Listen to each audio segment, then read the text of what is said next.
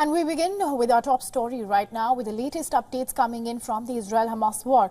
And Israel's war against Hamas militants has now reached Lebanon. According to Hamas and security officials in Lebanon, an Israeli strike has killed Hamas's deputy leader. And this is as per reports. Saleh al-Aruri was killed along with his bodyguards in an Israeli drone strike on Beirut's southern suburbs.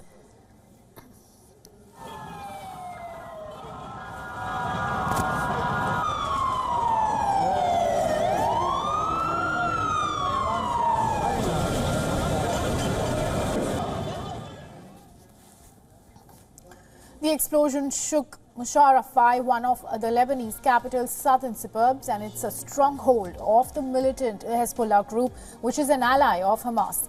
Now, a Lebanese state media reported the strike hit a Hamas office, while other reports say that a total of 7 were killed in the attack.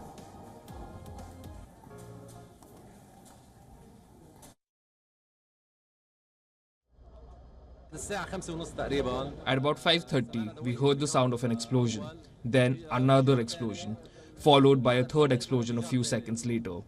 The smoke was rising heavily. The explosion shook our office.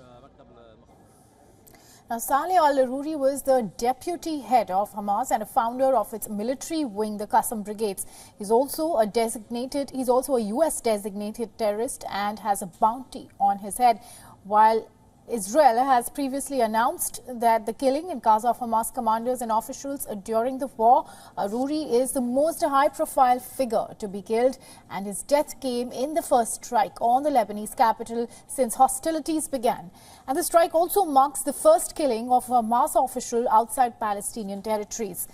Now, Israel has declined to comment on the death of Aruri, although Israeli army spokesperson Daniel Hagari, who did not directly comment on Aruri's killing, said that the military is highly prepared for any scenario in its aftermath.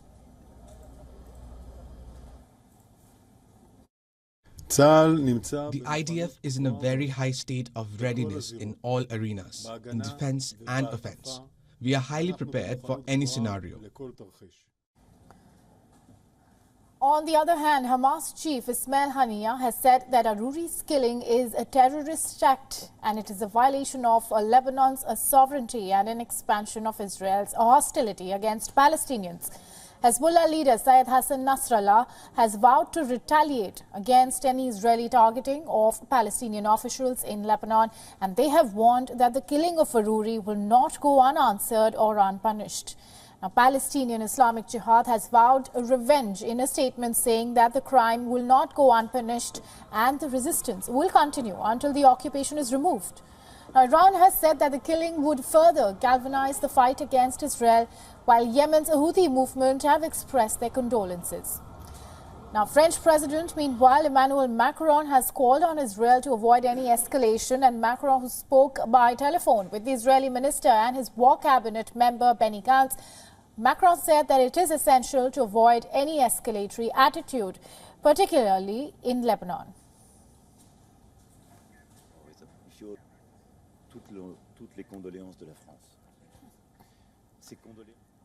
And to talk about more on this, we were just joined by Lieutenant Colonel Daniel Davis with additional updates on this story. Take a look. Look, I think it's going to be very emotionally satisfying for the Israelis, quite frankly, because at least according to reports, he was one of the masterminds of the October 7th attack. And so there's going to be a lot of people very happy that he was taken out. However, when you're talking about operational effectiveness and especially tactical effectiveness, I don't think it's going to have any effect. I mean, we've seen what happened when Osama bin Laden was taken out. He was just replaced by Ayman Zawahiri. Years later, he was taken out. Al-Baghdadi of ISIS was taken out. All kinds of, mid-level people have constantly taken out, but they're constantly replaced. And sometimes when you take out these key leaders, they're replaced by someone even more violent and more radical after that. So it's not necessarily going to be better, but you can be assured that there'll be no shortage of people to replace him.